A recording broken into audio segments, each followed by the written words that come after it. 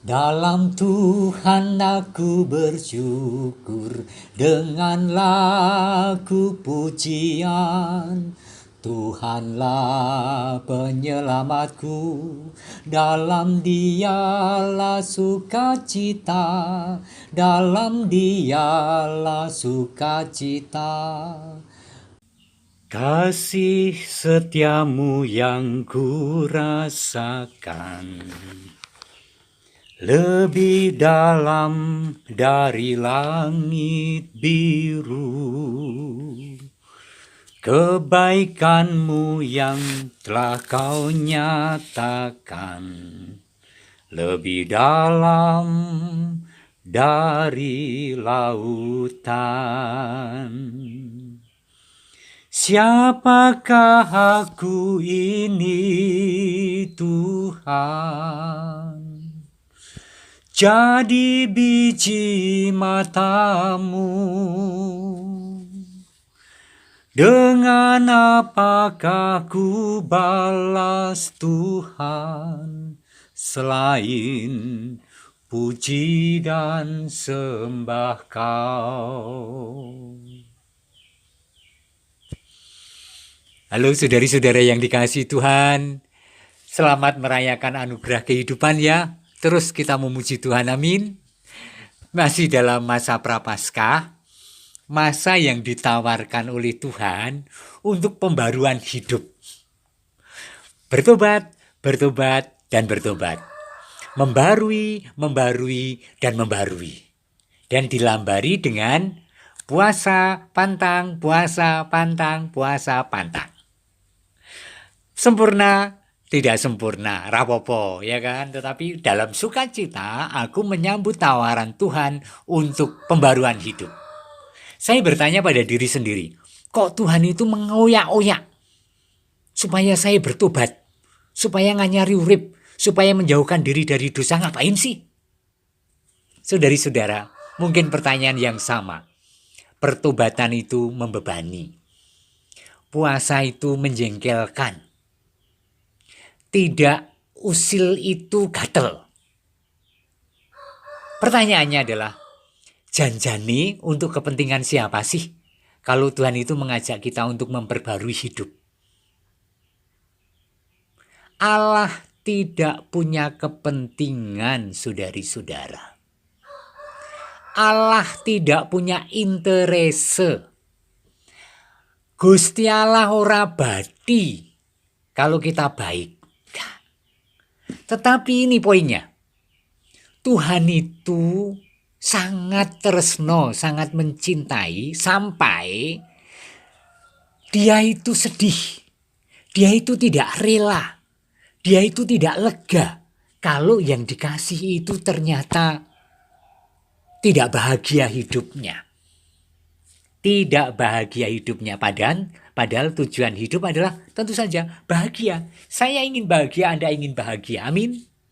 Dan Tuhan tidak rela kalau kita tidak bahagia. Apa yang membuat tidak bahagia adalah kegelisahan karena salah, karena berdosa. Merasa diri kotor. Mengalami diri sebagai orang yang sudah terlalu banyak kesalahan. Bermusuhan dengan orang lain. Lupa untuk berterima kasih pada Tuhan. Dan banyak hal lain membuat hidup kita tidak bahagia. Nah, maka karena Allah sangat mencintai, Allah itu menawarkan, bukan ngoyak-oyak, hak Anda untuk tidak bertobat. Tapi Allah menawarkan hatinya kepada kita untuk kembali kepadanya. Kenapa harus kembali? Untuk dipenjara oleh Tuhan? Tidak. Untuk mengalami bahwa Allah itu mencintai. Ayo tondo, ayo tole mrene yo. Nyaketo aku, mari anak-anakku datanglah ke sini, dekatlah dengan aku. Aku sangat mencintaimu dan hidupmu akan bahagia. Bertobatlah, jangan lari daripadaku, jangan menyembah berhala, jangan membenci sesama, jangan merusak semesta. Ayo ke sini. Saudari-saudara, kalau iman kita hayati dalam pengalaman yang seperti itu betapa membahagiakan. Betapa kalau hari-hari ini Tuhan menawarkan untuk pertobatan, aku mau Tuhan, aku mau, tolonglah aku karena aku ini lemah. Itulah permohonan kita masa-masa ini, itulah perasaan kita, perasaan bangga dan bersuka cita karena tawaran Allah untuk pembaruan hidup, untuk kepentinganku, bukan untuk kepentingan Tuhan. Untuk kepentingan Anda, bukan untuk kepentingan Tuhan. Yuk, kita sadari itu. Dan saudari-saudara, gereja itu menawarkan firman-firman yang sangat indah dalam bacaan harian maupun mingguan, mempersiapkan puncak hidup Kristiani kita, yaitu Paskah. Puncak penebusan, yaitu Yesus yang wafat di kayu salib untuk menebus, untuk membayar lunas, membayar jreng dosa-dosa kita. Dipersiapkan 40 hari dan firman Tuhan mengajak kita untuk kok sakmono yo. Nah, saya akan memilihkan bacaan hari ini. Hari ini bacaan. Jadi saya tidak memilih sebenarnya, tapi yang disediakan gereja dari kitab Nabi Hosea babnya 14 kayaknya, bab terakhir dari Hosea, bab 14 ayat 2 dan ayat 3 saya bacakan untuk Anda.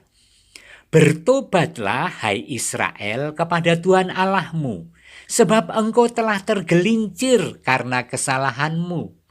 Bawalah sertamu kata-kata penyesalan dan bertobatlah kepada Tuhan. Katakan kepadanya, ampunilah segala kesalahan sehingga kami mendapat yang baik, maka kami akan mempersembahkan pengakuan kami. Saudari-saudara, bahkan Tuhan itu memakai kata yang sangat halus, engkau tergelincir ke dalam dosa. Tergelincir itu seolah kalau kamu berdosa, kamu itu tidak sengaja berdosa, hanya kamu tidak tahu atau kamu sembrono. Yuk, jalan hati-hati lagi, dekat dengan aku, mari aku tuntun.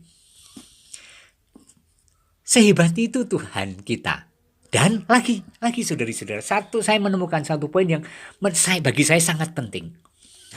Kok Tuhan itu tidak bosen-bosennya ya untuk memberi belas kasih pada kita?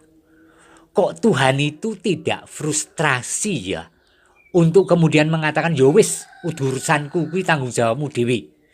Karena kamu sembrono, kamu berdosa, kamu jauh ke dalam dosa, kamu sial, hidupmu sengsara, sakarmu. Enggak. Tuhan tidak seperti itu, saudari-saudara. Tetapi Tuhan selalu menawarkan pengampunan, belas kasih, sesal atas dosa, kehidupan baru, rohnya yang ditanamkan dalam diri kita. Maka, saudari-saudara, jangan Anda merasa bahwa aku wis kebacut, aku sudah terlalu dosa, aku tidak pantas untuk mendekati Tuhan. Tuhan menantikan Anda. Poin pertama. Poin yang kedua, Allah sangat mencintai. Saya sudah mengulang-ulang, tetapi saya tidak bosan untuk mengatakan Allah sangat mencintai pribadi per pribadi, saya dan Anda. Siapapun kita. Bahkan andai kata kita itu adalah bangunan itu sudah runtuh pecah. Apakah kemudian Allah meninggalkan kita? Bahkan kalau pecah dan runtuhnya itu karena kesalahan kita sendiri? Tidak. Allah bisa membangun bangunan yang sangat indah dari reruntuhan, bahkan kalaupun akibat dosa kita sendiri. Asal kita mau minta tolong kepada Dia. Dahsyat kan? Itu poin nomor 2. Poin nomor 3, Allah tidak pernah bosan pada Anda. Maka jangan malu untuk mengatakan penyesalan atas dosa yang terus kita ulang. Yang penting adalah aku berniat baik. Yang keempat, siapakah aku ini Tuhan? Jadi biji matamu. Dengan apakah ku balas Tuhan selain puji dan sembah Kau. Ayo kita persembahkan hidup kita dengan memuji dan memuliakan Tuhan. Amin. Tuhan memberkati Anda dan keluarga, Bapa dan Putra dan Roh Kudus. Amin.